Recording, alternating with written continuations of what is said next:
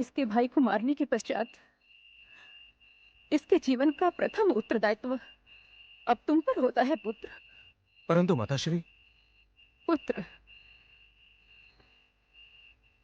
वीर पुरुष जब एक बार स्त्री का हाथ थामते हैं तो उसे जीवन भर निभाते हैं। पुत्रों, भोर होते ही इन दोनों का विवाह संपन्न हो जाएगा। हिडिंबा हमारे ही परिवार की सदस्य है।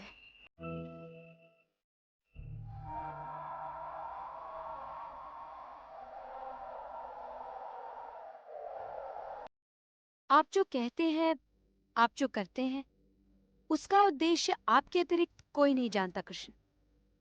परंतु एक प्रश्न रह रहकर मुझे व्यग्र किए जा रहा है। अनुमति दे तो पूछ लूं? द्रौपदी, तुम मेरी सखी हो। कोई भी प्रश्न पूछने के लिए तुम्हें मेरी अनुमति लेने की कोई आवश्यकता नहीं। पूछो, क्या पूछना चाहती हो? मेरे स्वयंवर में मेरी ओर देखिए। मेरे स्वयंवर में धनुष विद्या की इतनी कठिन परीक्षा रखने के पीछे क्या रहस्य है केशव? कोई रहस्य नहीं है पांचाली। यह तो केवल मेरी एक हार्दिक इच्छा है कि तुम्हें संसार का सर्वश्रेष्ठ धनुर्धर मिले। परंतु इस युग के सर्वश्रेष्ठ धनुर्धर द्रोण शिष्य अर्जुन थे, जो लाक्षागृह की अग्निकांड में अपनी माता और भाइयों के साथ जल गए। अब तो दूर दूर तक कोई ऐसा दिखाई नहीं देता जो इस कठिन परीक्षा में सफल हो पाए। बैठो। एक विद्वान के अंत से विद्या का अंत नहीं होता। एक कुशल योद्धा की समाप्ति से युद्ध कौशल समाप्त नहीं होता। धनुर्विद्या तो अर्जुन के जन्म से पहले भी जीवित थी और आज भी जीवित है। सुनो पांचाली, इस सृष्टि में केवल एक ईश्वर है जिसका कोई विकल्प नहीं, और उसके अतिरिक्त हर किसी का विकल्प है। द्वारकाधीश, द्वारकाधीश, एक राज्य को छोड़कर मैंने इस क्षेत्र के समस्त राज्यों के राजकुमारों को पुत्री द्रौपदी के स्वयंवर का निमंत्रण भेज दिया है। महाराज, किस राज्य को आपने निमंत्रण के योग्य नहीं समझा? हस्तिनापुर को। क्या मैं जान सकता हूं कि हस्तिनापुर से ऐसी क्या भूल हो गई? हस्तिनापुर ने मेरे शत्रु द्रोण को शरण दी है। हस्तिनापुर पल पल मुझे मेरे अपमान का स्मरण करवाता है। हस्तिनापुर के ही एक राजकुमार ने मुझसे युद्ध किया था, और तो और हस्तिनापुर के ही एक राजकुमार द्वारा मैं पराजित हो चुका हूं। इसलिए हस्तिनापुर को निमंत्रण देना आपने अपनी मान मर्यादा के विरुद्ध समझा। हाँ, यही कारण है केशव। महाराज, जो इतिहास से दीक्षा शिक्षा नहीं लेते उन्हें इतिहास दोहराने का दंड भुगतना पड़ता है। मैं आपका तात्पर्य नहीं समझा केशव। आपको शायद स्मरण होगा कि काशी नरेश ने भी कुछ ऐसी ही भूल की थी। उन्होंने अपनी तीनों कन्याओं के संबर में हस्तिनापुर को निमंत्रण नहीं दिया था। गंगा पुत्र भीष्म ने इसे हस्तिनापुर का अपमान समझा और सोमवार में आकर अपने बाहुबल द्वारा वो तीनों राजकुमारियों को हस्तिनापुर ले आए। गंगा पुत्र भीष्म आज भी जीवित हैं और हस्तिनापुर की मान मर्यादा उन्हें आज भी उतनी ही प्रिय है, और जहां तक मैं जानता हूं उनकी भुजाओं में आज भी उतना ही बल है।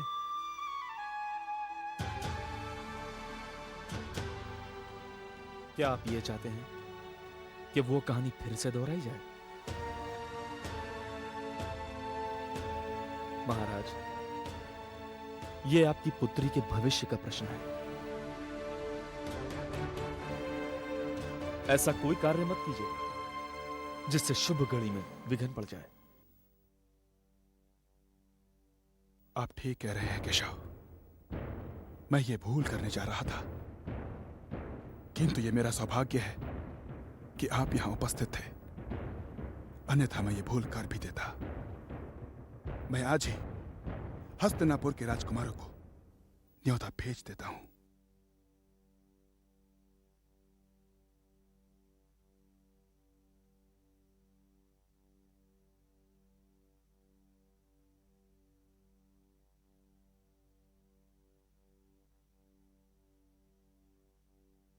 ताजश्री, बैठो पुत्र, खड़े होने की कोई आवश्यकता नहीं। आप बैठिए ताजश्री।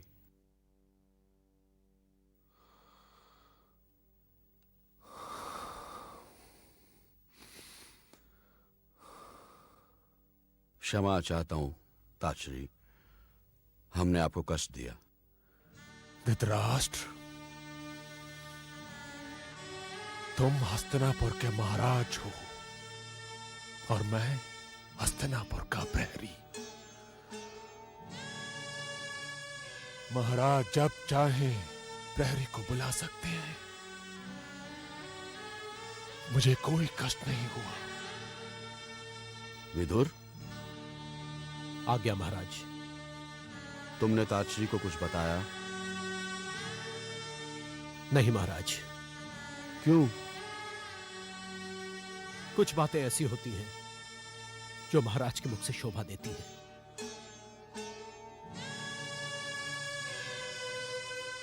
इसलिए मैंने संकोच किया। ताजश्री आ गए हैं, अब आप ही बताइए। ताजश्री,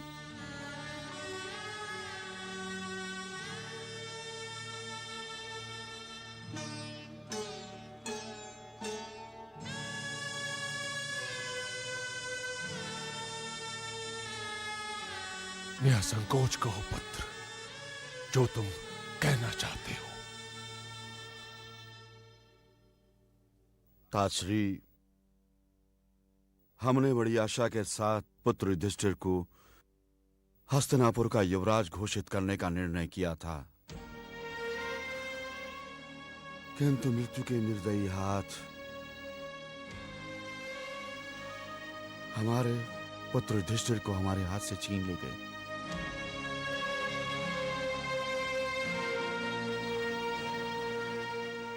जानता हूं पुत्र, सब नियति का खेल है।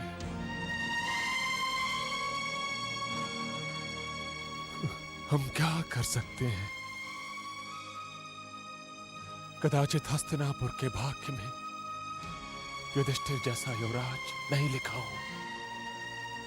इसी का तो रोना है ताजश्री, परंतु ताजश्री, हस्तिनापुर युवराज विहीन तो नहीं रह सकता ना।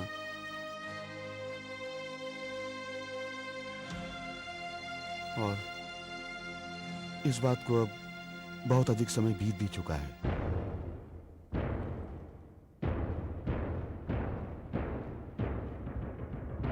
बोलो पुत्र, तुम क्या कहना चाहते हो?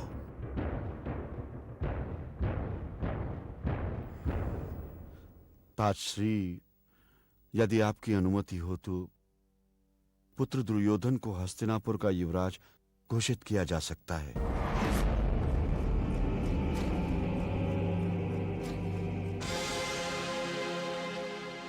वो ज्येष्ठ राजकुमार भी है और अब उसका अधिकारी भी है।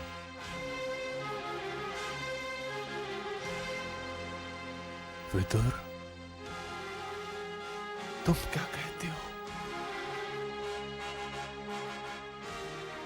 आप दो बड़ों के सम्मुख मुंह खोलना मुझे शोभा नहीं देता। महाराज ने अपनी इच्छा मुझ पर व्यक्त की थी। मैंने उस समय भी यही परामर्श किया था कि एक कार्य को करने से क्या लाभ होगा और ना करने से क्या हानि होगी। इन्हीं सब बातों पर विचार करके व्यक्ति को निश्चय करना चाहिए कि किस कर्म को करे और किस कर्म को ना करे।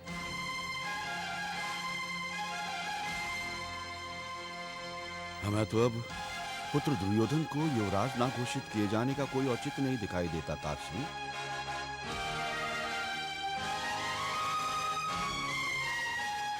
क्षमा चाहते हैं ताश्री, हमने तो निर्णय ले भी लिया है। बस केवल आपका अनुमोदन चाहते हैं।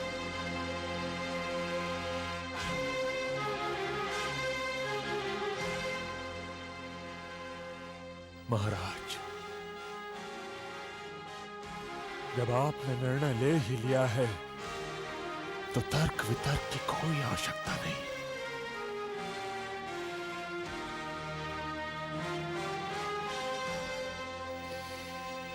मेरा दायित्व तो हस्तिनापुर का, कुरुवंश का, उसके सिंहासन की रक्षा करना है। तो फिर विलंब क्यों किया जाए? औपचारिकताएं पूरी होती रहेंगी। विदुर, सबको सूचित कर दो। सर्वसम्मति से निर्णय लिया गया है कि दुर्योधन को हस्तिनापुर का युवराज घोषित कर दिया जाए।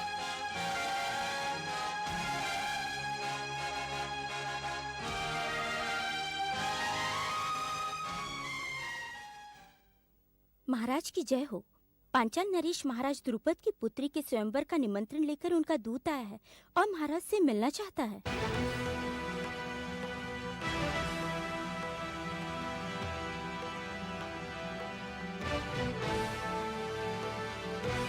भेज दो उसे।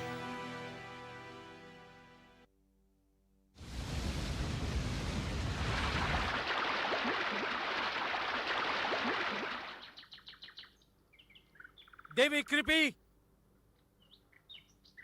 क्या हुआ स्वामी?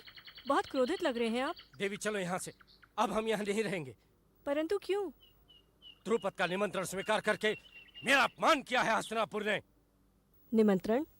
किस उत्सव का निमंत्रण? द्रुपद अपनी बेटी द्रौपदी का स्वयंवर रचा रहा है। उसने हस्तिनापुर को सम्मिलित होने का निमंत्रण भेजा है और मुझे ये जानकर अत्यंत आश्चर्य और दुख हुआ कि मेरे गुरु भाई गंगा पुत्र भीष्म ने वो निमंत्रण स्वीकार कर लिया। मैं उनका विरोध तो नहीं कर सकता, किंतु मैंने ये निश्चय कर लिया है कि मैं हस्तिनापुर छोड़कर चला जाऊंगा। चलो मेरे साथ। आप जो आदेश देंगे वही होगा। शांत हो जाइए स्वामी, शांत हो जाइए। आप बैठिए स्वामी, शांत हो जाइए। यदि आपने हस्तिनापुर छोड़ने का निर्णय लिया है तो मुझे स्वीकार है, किंतु मेरा ये भी धर्म है, यदि आप कुछ भूल रहे हैं तो मैं उसका आपको स्मरण करा दूं। मैं कुछ नहीं भूल रहा। क्या भूल रहा हूं मैं? स्वामी, आप भूल रहे हैं। जब आपने धृष्टद्युम्न को शिष्य के रूप में स्वीकार किया था, तब आपने स्वयं ये निर्णय लिया था कि एक पीढ़ी की शत्रुता को दूसरी पीढ़ी तक ले जाना ज्ञानियों और विद्वानों को शोभा नहीं देता। हाँ, परंतु वो विषय दूसरा था। विषय भले ही दूसरा हो, पर तथ्य और संदर्भ एक ही था। स्वामी, यदि द्रौपदी आज स्वयं आकर आपके चरण छू ले, तो क्या आप उसे आशीर्वाद नहीं देंगे? बोलिए। नहीं स्वामी, यदि हस्तिनापुर के राजकुमार द्रौपदी के स्वयंवर में भाग लेने जा रहे हैं तो उन्हें आशीर्वाद दीजिए कि वे सफल होकर ही लौटें। द्रौपदी को जीतने वाला आपका ही शिष्य हो सकता है, कोई और नहीं। क्या ये गौरव कुछ कम है?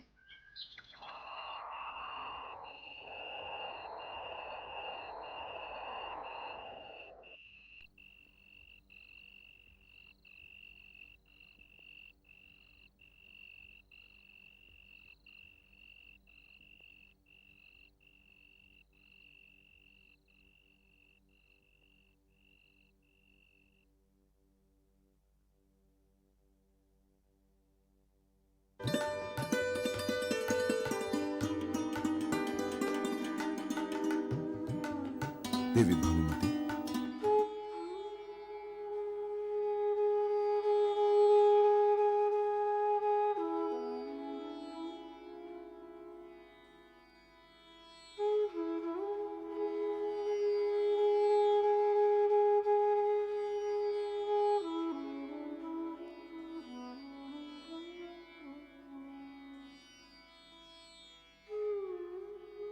भानुमति,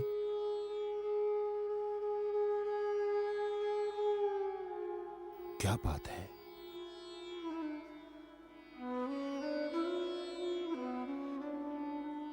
आपकी आंखों में अश्रु? किंतु क्यों?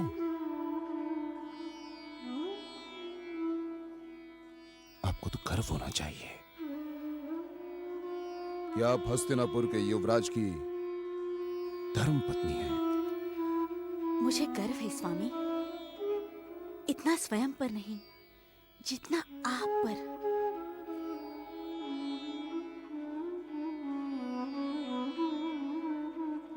तो फिर ये अश्रु कैसे?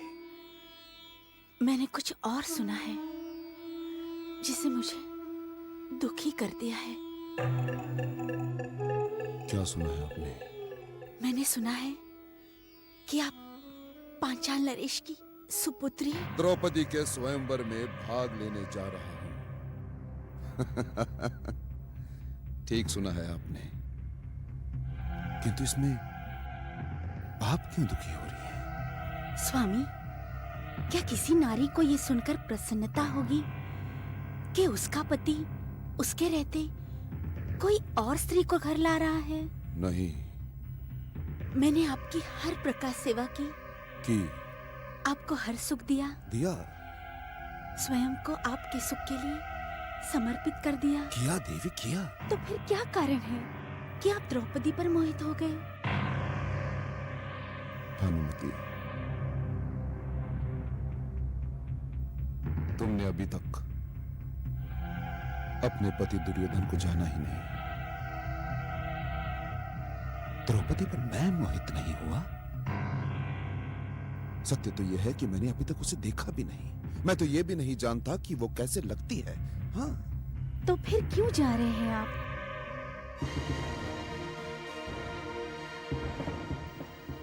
क्यों जा रहा हूं?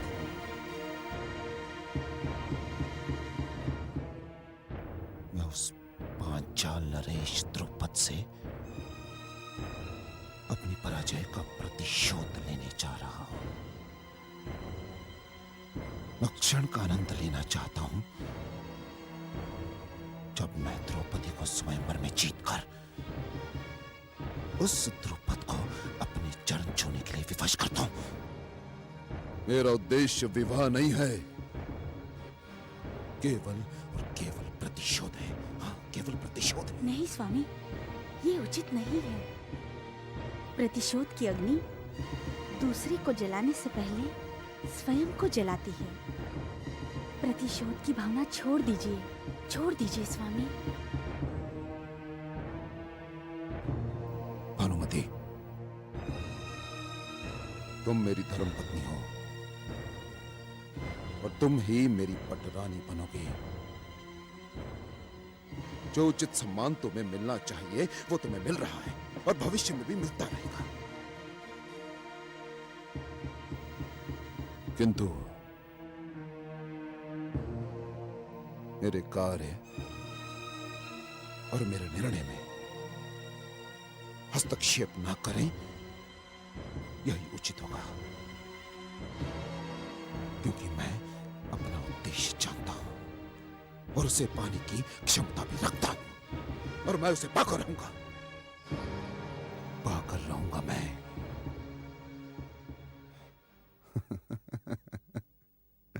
किंतु आप चिंता न करें, अपने पति पर विश्वास रखें। दुर्योधन केवल आपका है और आपका ही रहेगा। हाँ, आपका ही रहेगा।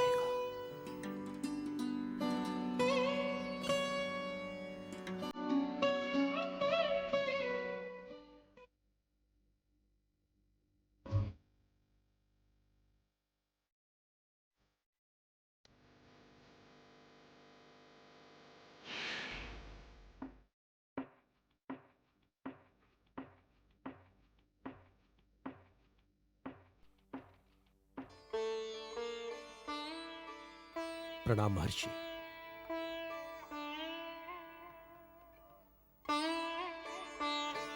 आइए।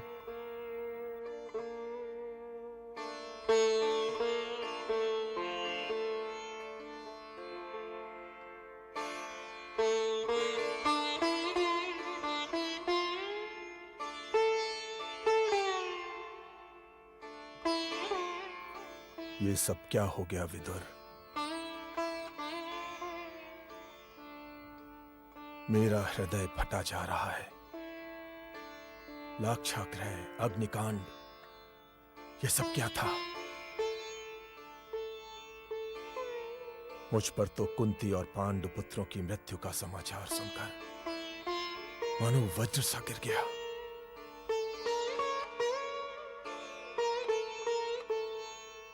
हाँ महर्षि, इस भयानक दुर्घटना की कोई कल्पना भी नहीं कर सकता था। मैंने आपको तुरंत सूचित करने का प्रयत्न भी किया, परंतु आप साधनावस्था में थे।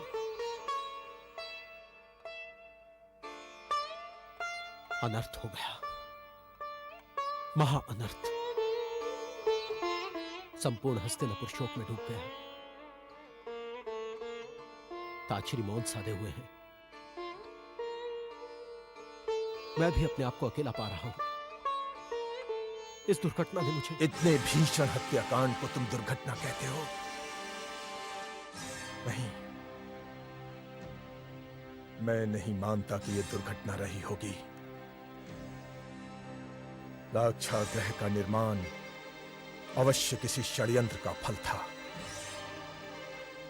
और मुझे पूर्ण विश्वास है कि कुंती और पांडुपुत्र उसी षड्यंत्र का लक्ष्य बने थे।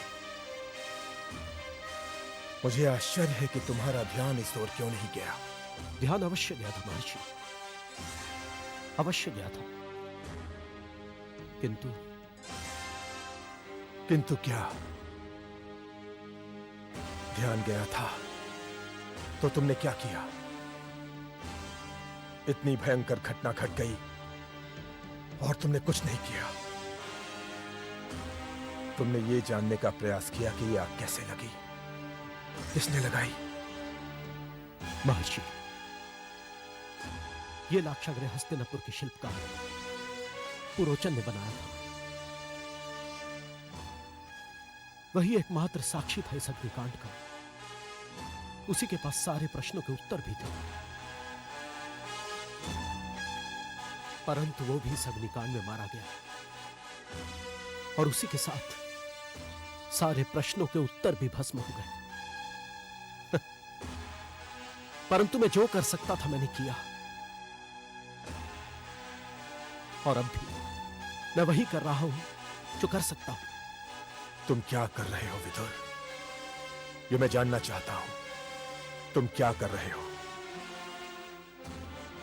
मैं तथ्य एकत्रित कर रहा हूं, घटना की जांच करवा रहा हूं। घटना की जांच?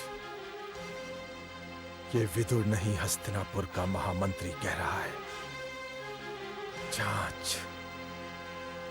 घृणा है मुझे इस शब्द से। इस शब्द में मुझे राजनीति की दुर्गंध आती है।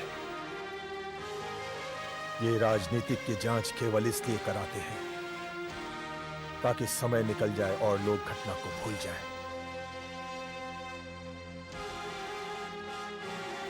जांच केवल दोषियों को भाग निकलने के लिए समय देने के लिए की जाती है।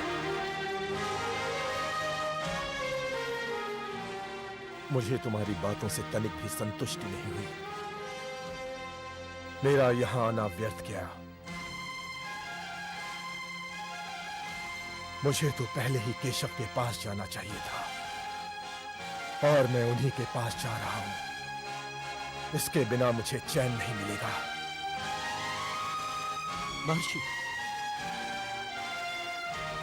महर्षि, तुम यहीं ठहरो विदुर।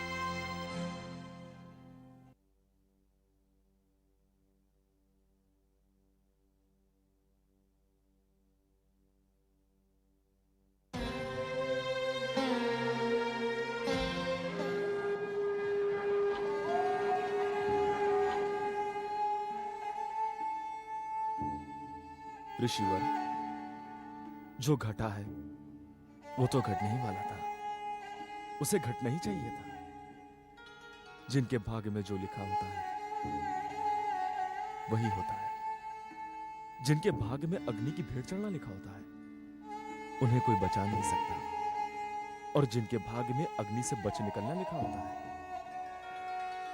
उन्हें कोई जला भी नहीं सकता।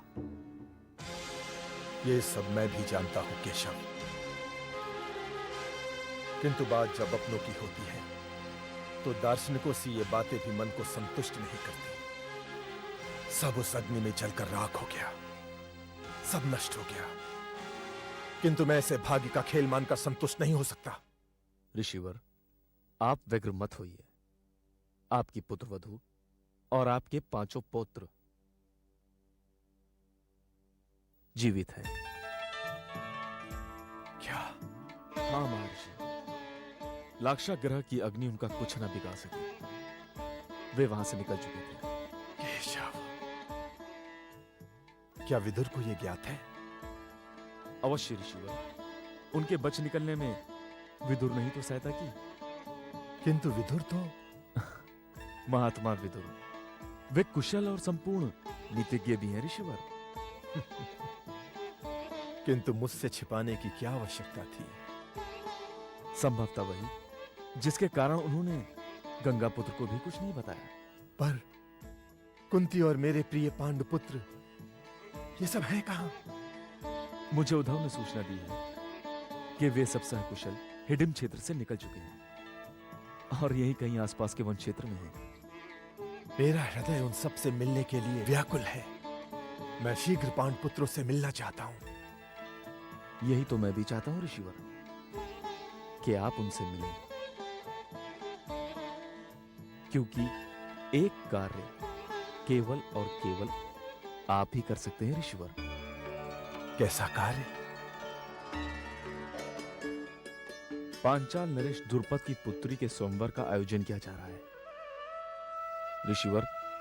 इस स्वयंवर में पांडवों का भाग लेना नितांत आवश्यक है, क्योंकि यह स्वयंवर एक नए इतिहास का आरंभ होगा। सच पूछिए ऋषिवर, तो मैं आपके ही आने की प्रतीक्षा कर रहा था। मैं चाहता हूं कि यह सूचना आप उन्हें दें। अपनी बातों का रहस्य केवल आप ही जानते हैं केशव। मुझे तो ये बताकर कि मेरे पांडुपुत्र जीवित हैं, आपने मेरी सारी व्यग्रता दूर कर दी। लोग इसीलिए तो आपको नारायण कहते हैं।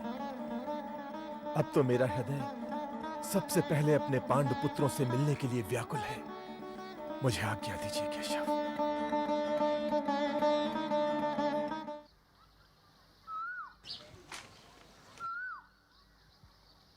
भिक्षाम देहि।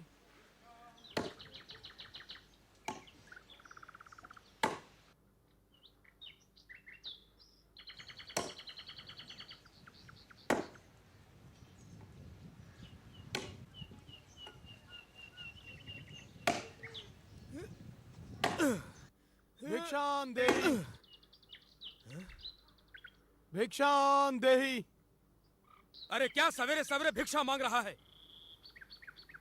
इन भिक्षुओं ने तो जीना दुर्लभ कर दिया है।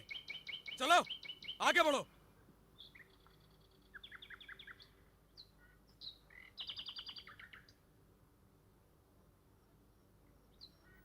शिव शिव, आपका कल्याण हो। मैं अपनी भूल के लिए क्षमा चाहता हूँ। अरे क्या क्षमा चाहता है? चलो हटो यहाँ से, आगे बढ़ो, जाओ, हटो यहाँ से, हटो, जाओ यहाँ से। हटिए भैया, हटिए, हटिए। अरे भैया का अपमान करने का क्या? अनुज रुक जाओ। ये क्या कर रहे हो? अनुज रुक जाओ। अनुज, अनुज रुक जाओ, रुक जाओ अनुज। मैं आप लोगों से क्षमा चाहता हूँ। क्षमा चाहता हूँ मैं आप लोगों से। क्षमा चाहता हूँ। चलो चलो अनुज, चलो चलो।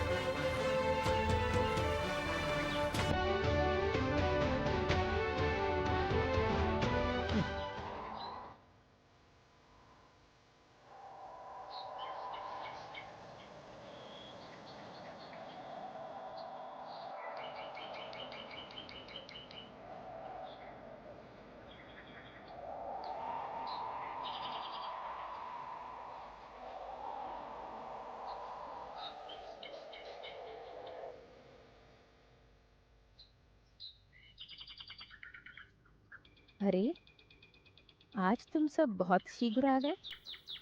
लगता है कुछ ही समय में सारे दिन की भिक्षा प्राप्त हो गई है।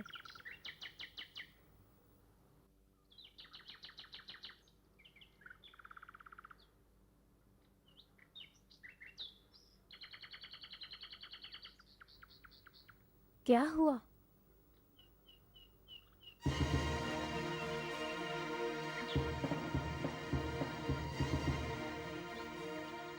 क्या हुआ भीम? क्या भिक्षा नहीं मिली? नहीं, भिक्षा तो नहीं मिली, परंतु जीवन भर का अपमान अवश्य मिल गया। क्या हुआ?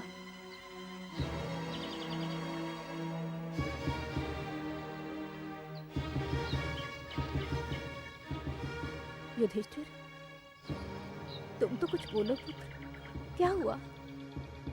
कुछ नहीं माताश्री, हम भिक्षा लेने गए थे तो किसी ने झड़क दिया। बस इसी बात पे भीम को क्रोध आ गया।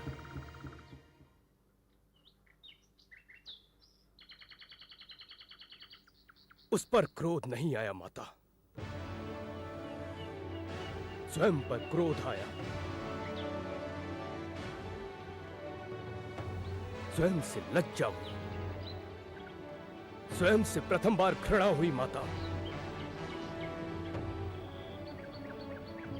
माताश्री, क्या हम इस संसार में इसलिए आए हैं कि हमें भीख मांगनी पड़े? हस्तिनापुर का होने वाला युवराज युधिष्ठिर, क्या उसने संसार में इसलिए जन्म लिया है कि उसे गली गली भटकना पड़े?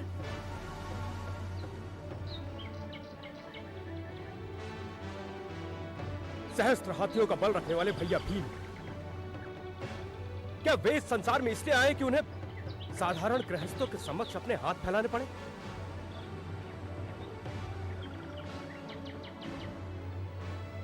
महान गुरु द्रोणाचार्य का शिष्य अर्जुन, क्या उसने इसलिए धनुर्विद्या प्राप्त की कि उसके हाथ में धनुष बाण की जगह कमंडल हो?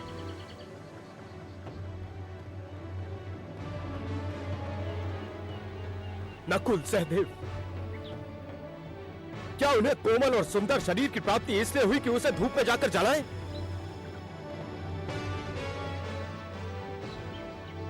नहीं माताश्री, नहीं, बहुत हो चुका, बहुत।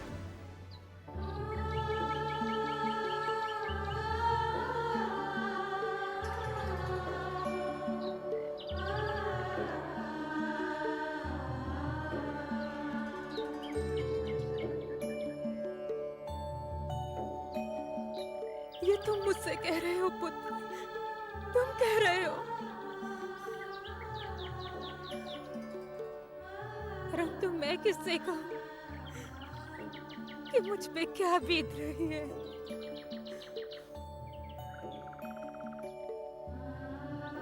किससे बताऊं जब मेरे लाडले राजकुमार हाथों में भिक्षा पात्र लेकर भिक्षा मांगने जाते हैं तो इस माँ के मन में कितनी कटारें चल जाती है।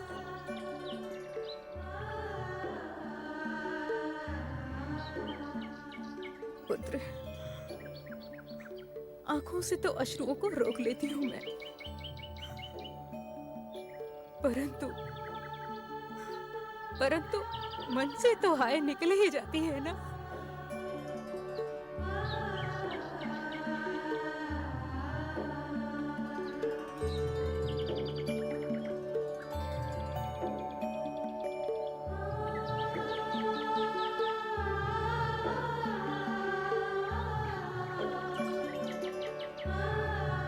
क्या करें पुत्र, समय बहुत बलवान होता है, जो करवाए कम है, जो दिखाए देखना पड़ता है।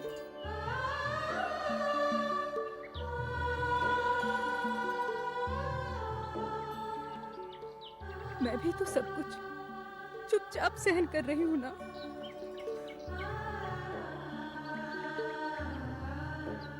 तुम सब भी चुपचाप सहन करना सीखो।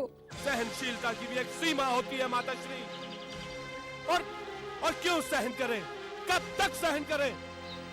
जब तक काका श्री विदुर का संदेश नहीं मिलता।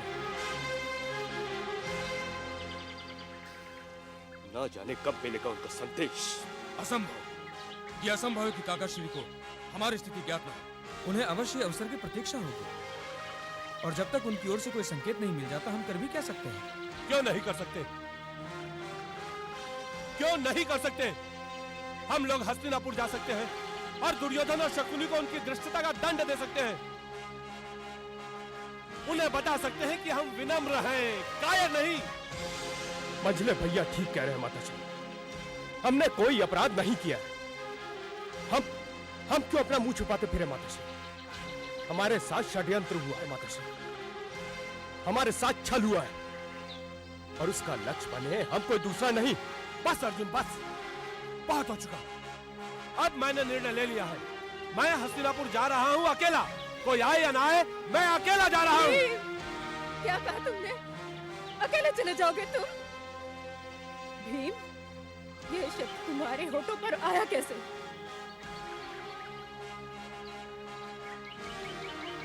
आज तो कह दिया है पुत्र, परंतु आज के बाद इस घृणित शब्द को दोबारा अपने मुख से मत निकालना।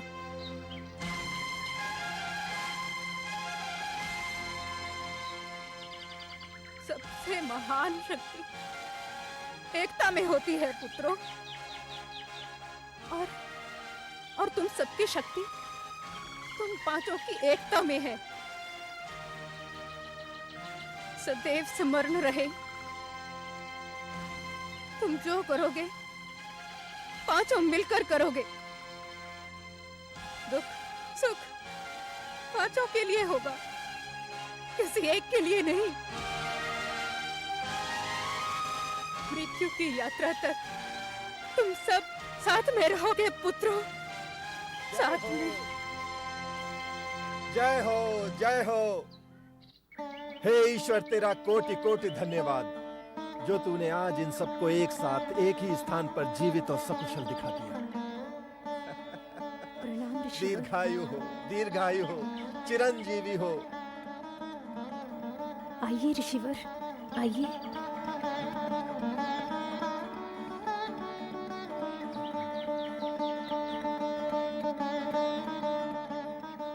ऋषिवर, आपको कैसे ज्ञात हुआ कि हम सब यहाँ पर हैं? क्या विदुर ने आपको बताया? नहीं, विदुर ने मुझे कुछ नहीं बताया। मुझे तो केशव ने तुम्हारे जीवित और सुरक्षित होने की सूचना दी। पुत्रों, पुत्रों, यदि केशव हमारी स्थिति से वंचित हैं, तो हमें चिंता करने की कोई आवश्यकता नहीं है। उन्होंने मुझे तुम्हारे पुत्रों के लिए एक संदेश देकर भेजा है। ऋषिवर, क्या संदेश भेजा केशव ने? केशव ने कहा है कि पांचाल नरेश की सुपुत्री द्रौपदी का स्वयंवर हो रहा है और उसमें तुम सबको भाग लेना है। केशव का विचार है कि तुम सबका पांचाल पहुंचना अनिवार्य है।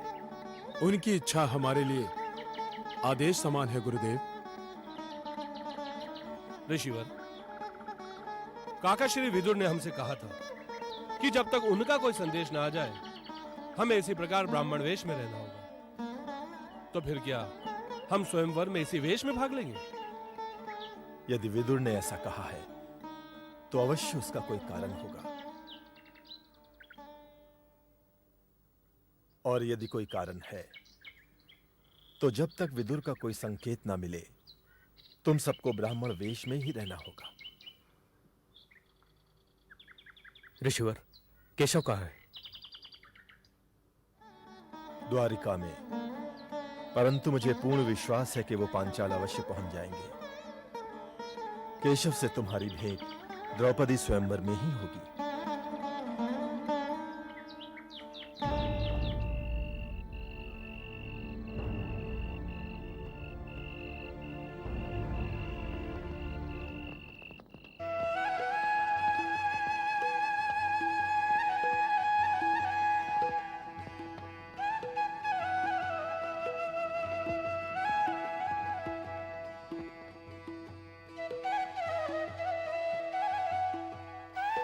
पांचाली,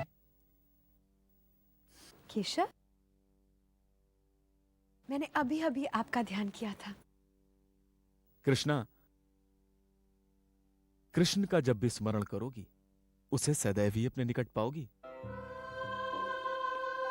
कल तुम्हारा स्वयंवर है, क्या चल रहा है तुम्हारे मन में? सच पूछे तो मैं एक विचित्र ध्वंद में हूं। ध्वंद? कल स्वयंवर में मुझे जो जीतेगा वो मेरे जीवन का स्वामी होगा। मैं अपना सारा जीवन उसी के साथ निभाऊंगी। पांचाली, यही नीति है, यही कर्म है और यही नारी का धर्म है। मैं जानती हूं, परंतु मैंने कभी अपने आप को साधारण नहीं समझा। पांचाली, तुम कोई साधारण कन्या हो भी नहीं। इसी बात की चिंता है कि कल जो व्यक्ति मेरे जीवन में आएगा वो कौन होगा, कैसा होगा। तुम्हारे जीवन में कोई भी साधारण व्यक्ति प्रवेश कर ही नहीं सकता। कोई भी साधारण व्यक्ति कल के स्वयंवर में सफल हो ही नहीं सकता। जिस कल के लिए तुम चिंतित हो उस कल के लिए मैं भी व्यग्र हूं। आने वाला कल जितना महत्वपूर्ण तुम्हारे लिए है उससे कहीं अधिक महत्वपूर्ण मेरे लिए है। जानती हो पांचाली, कल मेरे अभियान का शुभारंभ है। केशव, केशव,